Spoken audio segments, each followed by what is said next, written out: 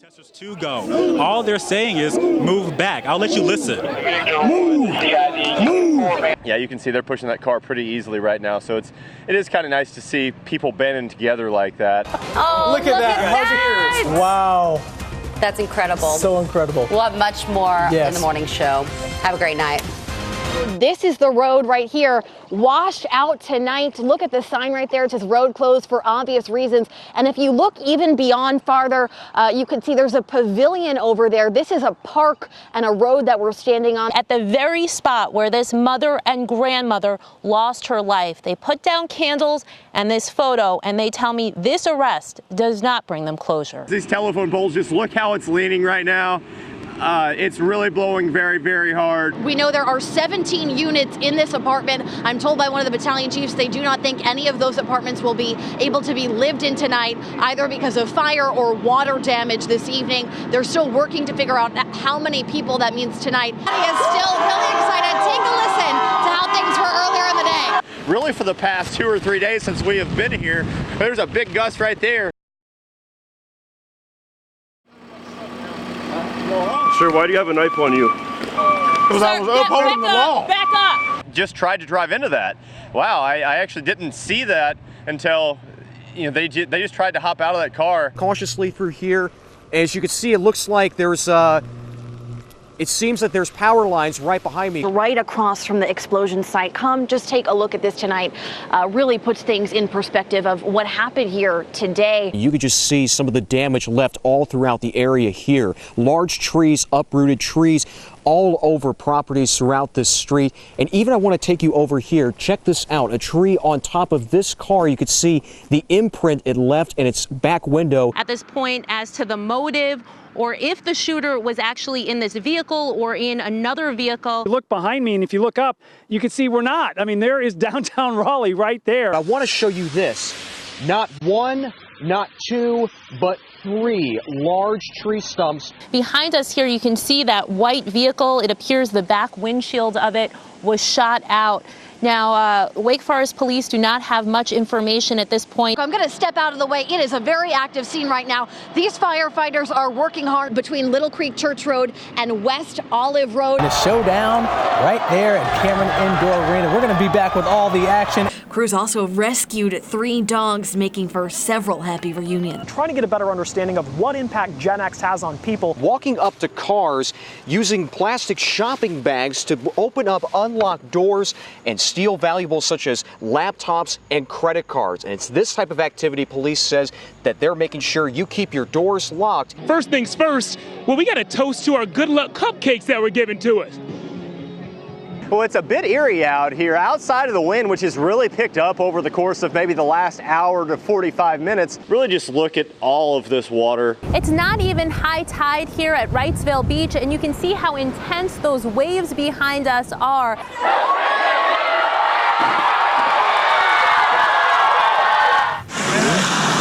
It's therapeutic, so it's our therapy. Allie and Adam Hogan are on the coast honoring the victims killed in the Virginia Beach mass shooting. My dad was in the building next to it 2 minutes before it happened.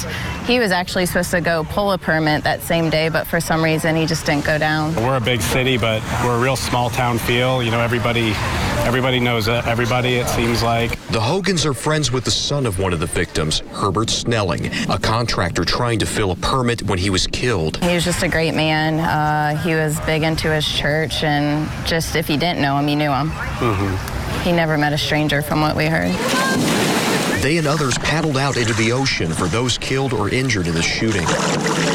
Just typically being from a beach community and living here, if someone passes away in the community and was avid on the water, even if they weren't, this is just kind of how everyone comes together. Some friends, others strangers, coming together as one. My neighbor, she lost a son, and my other neighbor worked in the building next door, so it all impacted us in small ways. It's hard every single time that I have to look at these. Cassie Hillian even bringing pieces of driftwood, each bearing a name of those who are gone. It doesn't impact the environment in a bad way, and their names will float out to sea, and when we go out, we can honor each person and let the families know we really love them, and we're so sorry they're having to go through all this. Whether on land or water, Those like the Hogans will continue to rise up for those impacted. It's extremely unfortunate, and they're going to need Virginia Beach as a community in the next coming days, weeks, months, and even years.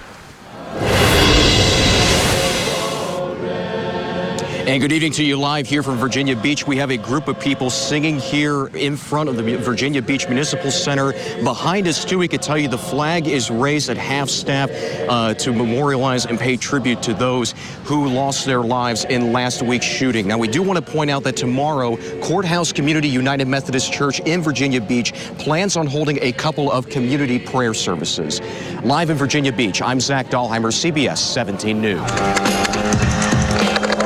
With the lure of quick, easy money, the number of sweepstakes parlors in our area is growing. The large amounts of cash they have on hand and the late-night hours have also made them targets for violent crimes. We went to the casino, ain't fair about them people got robbed. Two guys came here with a mask on and was shooting. Everybody all right, y'all? That 911 call is just one of dozens from sweepstakes parlors in Raleigh this year. Gunshots fired. Back in November, I introduced you to a wife and mother who'd been shot following a robbery outside one of those businesses, the Blue Room on South Saunders Street. She was really terrified when she was being shot. There was just all sorts of things running through her mind at the time. I reached out to the Raleigh Police Department and the state, hoping to get a specific list of sweepstakes parlors in the city. Turns out they don't have a record of them because they don't have to be licensed. With no database, I instead requested calls for service for several known sweepstakes cafes dating back 6 months. The results from Raleigh police show dozens of calls, from break-ins to disturbances to assaults, a growing concern for the North Carolina Sheriff's Association. For years, we've heard that the sheriffs are getting complaints from their law-abiding citizens, complaints from family members. Chris Poole is the head of the state's ALE gambling unit. He works undercover, so he can't show his face. Under North Carolina law, games of chance are illegal. Businesses claim these are games of skill. The way Poole sees it, it's all against the law. If you have a game of chance and then you add a component that you're saying that is skill, that does not make that game of chance legal in North Carolina. They have to go in undercover, they have to play the machines, they have to be equipped with the necessary equipment to video what the machine is doing. Because the DA needs that in order to prosecute the case. But the investigations take time and resources. Statewide, Poole has only 4 agents. There's no regulation done on any of the sweepstake parlors or gaming locations. The manager of the Arcade, a sweepstakes parlor off Spring Forest Road, agreed to talk with me if we didn't show his face or give his name. They might look at this and say, you're taking advantage of people. You know, that there's no real oversight over these places.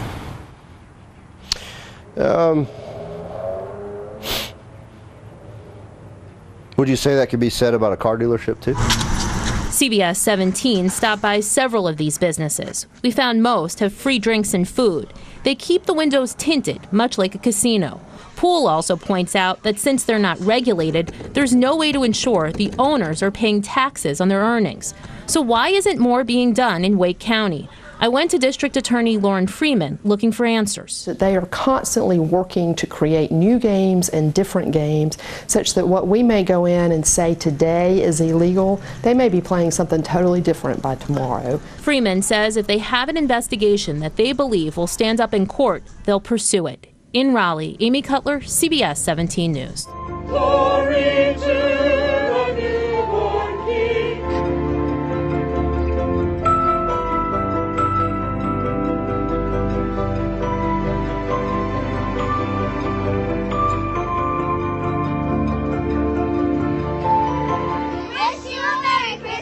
Isla loves Christmas too. She loves getting presents. She loves the pretty decorations and the trees.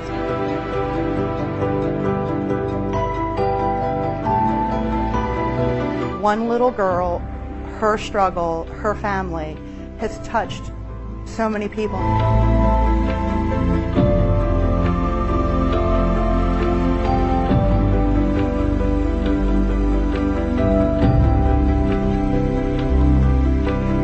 If they're asking us to do something like this, I'm up for it. As a parent, it's probably the hardest thing you can have your child go through.